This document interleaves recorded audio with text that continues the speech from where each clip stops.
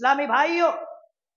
آخری عشرے کے بارے میں آتا ہے، چند دن ابھی بچے ہوئے ہیں۔ اللہ کے نبی صلی اللہ علیہ وسلم رمضان المبارک کے آخری عشرے میں عبادت کا بہت زیادہ اہتمام کرتے تھے، یہاں تک کہ اللہ کے نبی صلی اللہ علیہ وسلم رمضان کے آخری عشرے میں جتنی عبادات کا اہتمام کرتے تھے اتنا کبھی نہیں کرتے تھے۔ اس لیے ہمیں یہ چاہیے کہ یہ چند دن ابھی جو بچے ہوئے ہیں، ان دنوں کو اللہ رب العالمین کی عبادت میں گزار لیں، قیام اللیل کر لیں، تلاوت قرآن کا اہتمام کر لے، اسی طریقے سے ذکر و اذکار کر لے، اور اسی طریقے سے توبہ و استغفار کر لے۔ عبادت کے اندر جتنا زیادہ ہو سکے ان دنوں کو اور اپنے وقتوں کو گزار لیں۔ آخری عشرے کے اندر عبادت کا اہتمام اور زیادہ ہو جانا چاہیے، لیکن افسوس کی بات یہ ہے آج تو طرح طرح کے فتنے ہمارے مسلمانوں کے بیچ میں آ گئے ہیں، بالخصوص نوجوانوں کے بیچ میں۔ آج کے وقت میں کرکٹ کا ایک فتنہ ہے،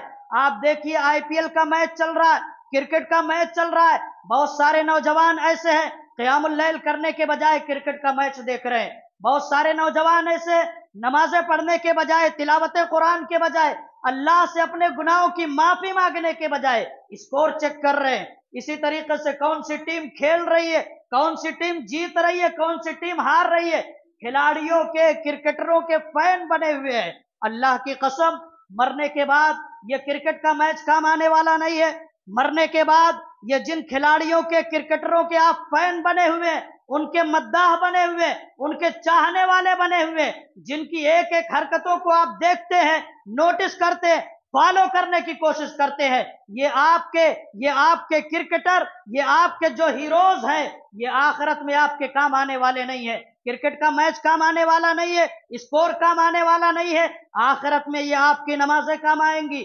آخرت میں یہ قرآن کی تلاوت کام آئے گی، آخرت میں ذکر و اذکار کام آئیں گے، آخرت میں ہمارا اور آپ کا ایمان اور عقیدہ کام آئے گا۔ اس لیے اللہ تبارک و تعالیٰ نے یہ جو موقع آج دیا ہے، اس موقع کو غنیمت جانے اور اس میں زیادہ سے زیادہ عبادت کا اہتمام کرنے کی کوشش کریں۔ اور اسی طریقے سے میرے اسلامی بھائیوں، رمضان المبارک کے جب آخری چند دن بچتے ہیں تو دیکھنے میں یہ آتا ہے کہ مسجدوں کے اندر مسلمان کم، لیکن بازاروں کے اندر مسلمان زیادہ نظر آتے ہیں، اس لیے کہ وہ عید کی تیاری کے نام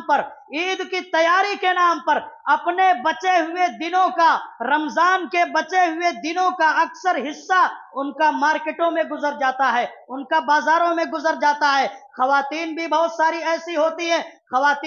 ساری ایسی ہوتی ہیں جو رمضان المبارک کے آخری دنوں میں، رمضان المبارک کے آخری عشرے میں بازاروں کے اندر زیادہ نظر آتی ہیں، مارکیٹنگ کر رہی ہوتی ہیں، بازار سے سودے لا رہی ہوتی ہیں، کپڑے خریدنا، زیب و زینت کے سامان کو جمع کرنا، اسی کے اندر ان کا رمضان المبارک کا کہ یہ جو آخری دن ہوتے ہیں اسی میں یہ گزر جاتے ہیں، اور اللہ کی عبادت سے خواتین بھی غفلت کا شکار ہو جاتی ہے۔ ہمیں دعا کرنا اللہ رب العالمین سے، ہم دعا کرتے ہیں کہ رمضان کے جو چند دن بچے ہوئے ہیں، اللہ رب العالمین ان بچے ہوئے چند دنوں کو بھی اللہ ہمیں اپنی عبادت میں گزارنے کی توفیق نصیب فرمائے، آمین یا رب العالمین۔ اسی طریقے سے میرے اسلامی بھائیوں، رمضان المبارک کا آج یہ آخری جمعہ ہے، آخری جمعہ کے تعلق سے بھی کیا ہے، ہمارے سماج کے اندر، ہمارے معاشرے کے اندر ایک چیز مشہور ہے کہ رمضان کے آخری جمعہ کو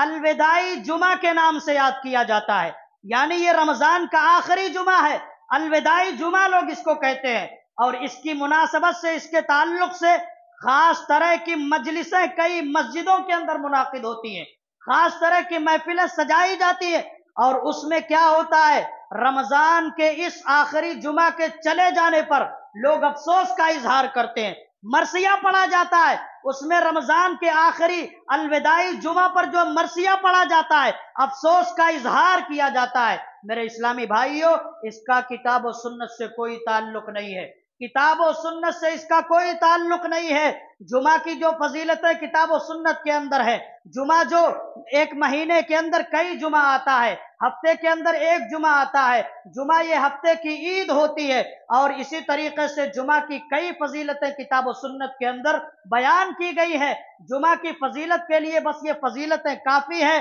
الگ سے کوئی چیز جمعہ کے تعلق سے بنانے کی اور نکالنے کی ہمیں ضرورت نہیں ہے۔ اسی طریقے سے میرے اسلامی بھائیوں، چند دن ابھی بچے ہوئے ہیں، اس کے بعد عید کا دن آنے والا ہے، عید کا دن آنے والا ہے، عید کا دن جو کہ خوشی کا دن ہوتا ہے۔ اسلامی بھائیوں، اللہ رب العالمین نے اپنے بندوں کے لیے دنیا کی زندگی میں خوشی کے بعض مواقع بھی رکھے ہیں، خوشی کے کچھ دن بھی رکھے ہیں۔ انہی مواقع میں سے، انہی دنوں میں سے عید الفطر کا دن خوشی کا دن ہے، عید الاضحیٰ کا دن خوشی کا دن ہے۔ لیکن میرے اسلامی بھائیوں، دنیا کے اندر یہ جتنی بھی خوشیاں ہیں، یہ خوشیاں عارضی ہے، یہ خوشیاں وقتی ہے، یہ خوشیاں چند دنوں کے لیے ہیں، یہ خوشیاں ہمیشہ باقی رہنے والی نہیں ہے، یہ خوشیاں ختم ہو جانے والی ہے۔ لیکن آخرت میں جو کامیابی ملے گی، آخرت میں ایک انسان جب جنت کا مستحق بن جائے گا، آخرت میں سب سے بڑی خوشی وہ ہوگی کہ جب ایک انسان کو اس کا نام اعمال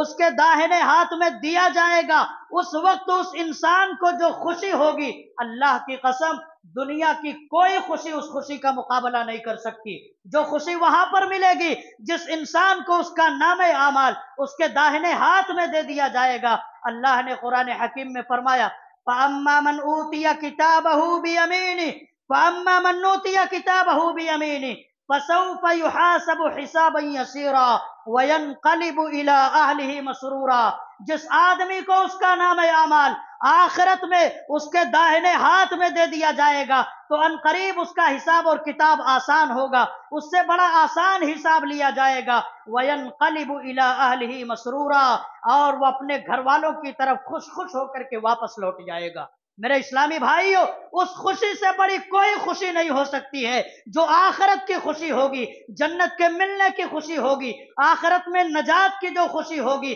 جہنم سے بچنے کی جو خوشی ہوگی۔ فَمَنْ زُحْزِحَ عَنِ النَّارِ وَأُدْخِلَ الْجَنَّةَ فَقَدْ فَازَ وَمَا الْحَيَاةُ الدُّنْيَا إِلَّا مَتَاعُ الْغُرُورِ۔ جو شخص دوزخ کی آگ سے بچا لیا جائے گا، جہنم سے دور کر دیا جائے گا اور جنت کے اندر داخل کر دیا جائے گا تو وہ کامیاب ہو جائے گا۔ اس لیے وہاں کی خوشی جو ہوگی وہ سب سے بڑی خوشی ہوگی، وہاں کی جو خوشی ہوگی وہ کبھی ختم ہونے والی نہیں ہوگی بلکہ ہمیشہ باقی رہے گی، اور وہ خوشی ہمیشہ ہمارے پاس ہی رہے گی۔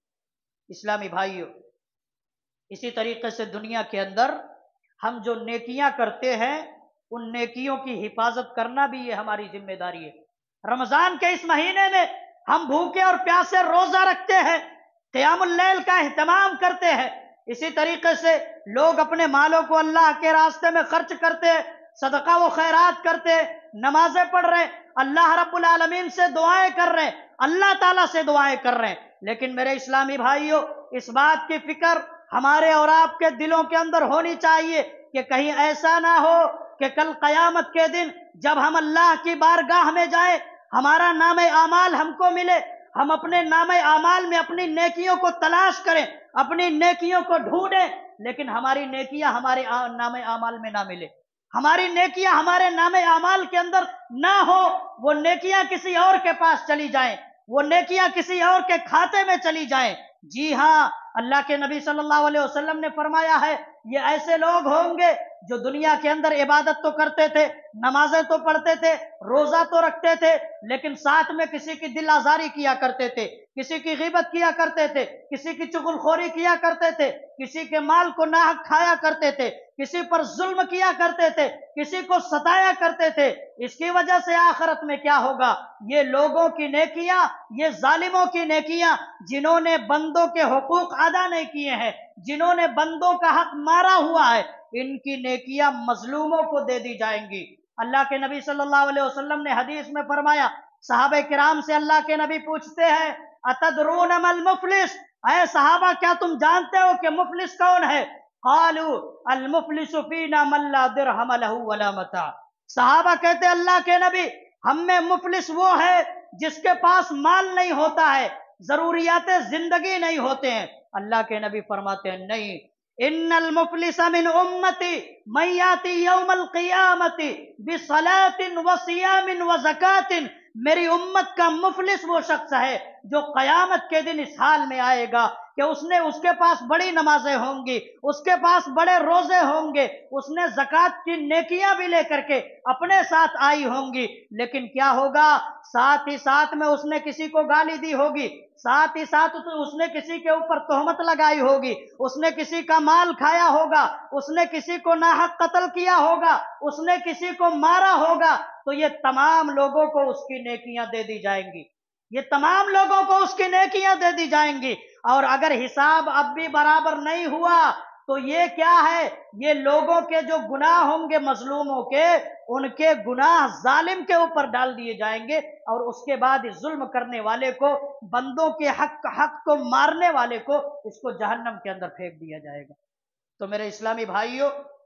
اللہ کے حقوق جیسے ہم ادا کرتے ہیں، جیسے ہم اللہ کی عبادتیں کرتے ہیں، جیسے ہم فرائض کا اہتمام کرتے ہیں، اسی طریقے سے اسلامی بھائیوں بندوں کے جو حقوق ہیں اس کا ادا کرنا بھی ہمارے لیے ضروری ہے۔ عبادتیں ورنہ ہماری ضائع ہو جائیں گی، ہماری نیکیاں کسی اور کے کھاتے میں چلی جائیں گی، ہماری نیکیاں کسی اور کے پاس چلی جائیں گی۔ تو اس لیے جیسے اللہ کے حقوق ہم ادا کریں، جیسے عبادتیں انجام دے، اسی طریقے سے بندوں کے حقوق کو بھی ادا کرنے میں ہمیں کوتاہی نہیں کرنا ہے، ہمیں غفلت سے کام نہیں لینا ہے۔ میرے اسلامی بھائیوں، اسی طریقے سے عید الفطر کے موقع پر، عید کی نماز سے نکلنے سے پہلے ایک اور فرض کی ادائیگی ہمیں کرنی ہے، جس کو زکوٰۃ الفطر یا صدقۃ الفطر کہا جاتا ہے۔ زکوٰۃ الفطر اور صدقۃ الفطر کہا جاتا ہے۔ حضرت ابن عمر رضی اللہ تعالیٰ عنہ فرماتے ہیں، فرض رسول اللہ صلی اللہ علیہ وسلم زکوٰۃ الفطر صاعا من تمر او صاعا من شعیر على العبد والحر والذكر والأنثى والصغير والكبير من المسلمين وأمر بها أن تودى قبل خروج الناس إلى الصلاة۔ حضرت ابن عمر رضی اللہ تعالیٰ عنہ فرماتے ہیں کہ رسول اللہ صلی اللہ علیہ وسلم نے فطرانہ فرض کیا ہے، فطرانہ رسول اللہ صلی اللہ علیہ وسلم نے فرض کیا ہے، غلام پر، آزاد پر، مرد پر، عورت پر، اور ہر چھوٹے بڑے مسلمان کے اوپر اس کو فرض کیا ہے، اور حکم یہ دیا ہے کہ عید کی نماز کے لیے جب لوگ نکلتے ہیں اس سے پہلے یہ فطرہ مسکینوں تک، غریبوں تک پہنچا دیا جائے، اس سے پہلے یہ فطرانہ ادا کر دیا جائے۔ اسلامی بھائیوں، اس سے معلوم یہ ہوتا ہے کہ فطرانہ تمام مسلمانوں کے اوپر اس کا ادا کرنا فرض ہے، یہ کوئی اختیاری امر نہیں ہے کہ ادا کر لیے تب بھی کوئی بات نہیں، ادا نہیں کیے تب بھی کوئی بات نہیں، ایسا نہیں ہے، ادا کرنا فرض ہے، اس کی ادائیگی ضروری ہے، جو لوگ ادائیگی کریں گے وہ ثواب کے مستحق ہوں گے، اور جو لوگ اس کی ادائیگی نہیں کریں گے ان کو گناہ ملے گا، ان کو گناہ ملے گا، اس لیے کہ رسول اکرم صلی اللہ علیہ وسلم نے اس کو فرض قرار دیا ہے۔ اور اسی طریقے سے میرے اسلامی بھائیوں، اللہ کے نبی صلی اللہ علیہ وسلم کی حدیثوں میں اور صحابہ کرام کے عمل سے جو بات ملتی ہے اس سے یہ معلوم ہوتا ہے کہ فطرانہ جنس طعام سے ادا کیا جائے، کھانے کی جنس سے فطرانہ ادا کیا جائے۔ صحابہ کے بارے میں آتا ہے صحابہ کرام جو سے فطرانہ ادا کرتے تھے، منقع، پنیر، کشمش اور جو، کھجور، اس سے صحابہ کرام فطرانہ ادا کرتے تھے، اور اللہ کے نبی صلی اللہ علیہ وسلم نے بھی فطرانے میں جو کا تذکرہ کیا ہے اور اسی طریقے سے کھجور کا تذکرہ کیا ہے۔ تو میرے اسلامی بھائیوں، فطرانہ غلے کی شکل میں ادا کیا جائے، چاول کی شکل میں، گندم کی شکل میں، اس طریقے سے کھانے کی جو چیزیں ہیں، کتنا ادا کرنا ہے؟ اللہ کے نبی صلی اللہ علیہ وسلم نے فرمایا ایک آدمی کی طرف سے 1 صاع نکالنا ہے، ایک آدمی کی طرف سے 1 صاع نکالنا ہے۔ 1 صاع کا وزن ایک معتبر قول کے مطابق 2 کلو اور 500 گرام ہوتا ہے، یعنی ایک آدمی کی طرف سے غلہ نکالا جائے گا، فطرانہ جو ادا کیا جائے گا وہ 2.5 کلو ہوگا۔ 2.5 کلو کے حساب سے گھر میں جتنے افراد ہیں ان کی طرف سے آپ فطرانہ ادا کر دیجئے۔ اسلامی بھائیوں، اور عید کی نماز سے پہلے اس کی ادائیگی ہو جانی چاہیے، عید کی نماز کے بعد اگر ادا کریں گے تو آپ کو وہ اجر و ثواب نہیں ملے گا جو عید کی نماز کے سے پہلے نکالنے میں ملے گا۔ اور اسی طریقے سے ایک حدیث اور سن لیجئے، ایک بات اور سن لیجئے جس سے آپ کے لیے فطرانہ نکالنا آسان ہو جائے گا، آپ خوشی خوشی فطرانہ غریبوں تک، مسکینوں تک عید کی نماز سے پہلے پہنچا دیں گے۔ کتنی بڑی حکمت ہے فطرانے کو ادا کرنے میں۔ حضرت ابن عباس رضی اللہ تعالیٰ عنہ فرماتے ہیں، فرض رسول اللہ صلی اللہ علیہ وسلم زکات الفطر طہرۃ للصائم من اللغو والرفث وطعمۃ للمساکین۔ حضرت ابن عباس رضی اللہ تعالیٰ عنہ فرماتے ہیں کہ رسول اکرم صلی اللہ علیہ وسلم نے فطرانہ فرض کیا ہے۔ مقصد کیا ہے؟ مقصد یہ ہے کہ روزے دار کو لغو اور شہوت والی باتوں سے پاک کر دیا جائے۔ پہلا مقصد کہ روزے دار سے روزے کی حالت میں جو غلط باتیں نکل جاتی ہیں، جو شہوت والی باتیں نکل جاتی ہے، جس سے روزے دار کا روزہ خراب ہو جاتا ہے، جس سے روزے دار کے روزے میں نقص پیدا ہو جاتا ہے، یہ فطرانہ جب ہم ادا کریں گے تو یہی فطرانہ ہمارے روزوں کی پاکیزگی کا ذریعہ بن جائے گا۔ یہی فطرانہ ہمارے روزوں کے اندر جو کمی رہ گئی ہے،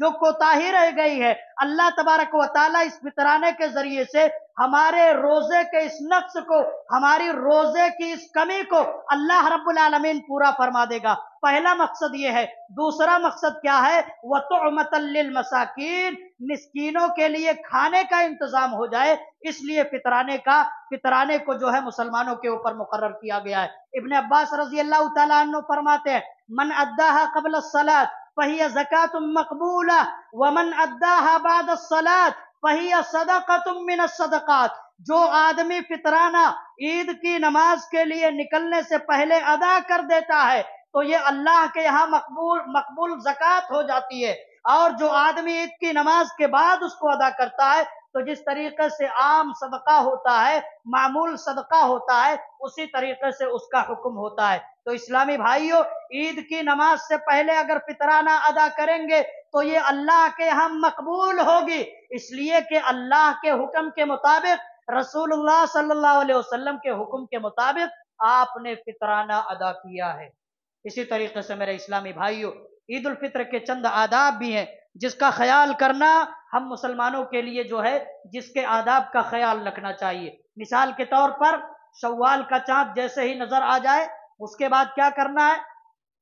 اس کے بعد سے تکبیرات پڑھنا شروع کر دینا ہے، تکبیرات کو پڑھتے رہنا ہے، اس لیے کہ تکبیر بولنے کا مطلب یہ ہوتا ہے، تکبیر پڑھنے کا مطلب یہ ہوتا ہے کہ ہم اللہ رب العالمین کی شکر گزاری کر رہے ہیں، ہم اللہ کی بڑائی بیان کر رہے ہیں، ہم اللہ رب العالمین کی حمد کر رہے ہیں کہ اللہ رب العالمین نے ہم کو رمضان کے اس مہینے میں جو نیکیاں کرنے کی توفیق دی ہے، جو عبادتیں کرنے کی توفیق دی ہے، ہم نے جو روزے رکھے، ہم نے جو قیام کیے، ہم نے جو لیلۃ القدر کو تلاش کیا، ہم نے جو قرآن کی تلاوت کی، ہم نے جو صدقہ و خیرات کیے، یہ کس کی توفیق سے ہم نے کیے؟ اللہ نے ہمیں توفیق دی ہے، تب یہ نیکیاں ہم نے کی ہیں۔ اس لیے جب رمضان کا مہینہ چلا جائے، شوال کا چاند نظر آ جائے، اسی وقت سے تکبیر پڑھنا شروع کر دینا چاہیے، تکبیرات کو بولنے کا اہتمام جو ہے کرنا شروع کر دینا چاہیے۔ اور اللہ کے نبی صلی اللہ علیہ وسلم کے بارے میں آتا ہے، صحابہ کے بارے میں آتا ہے کہ اللہ کے نبی اور صحابہ تکبیرات کا اہتمام کرتے رہتے تھے،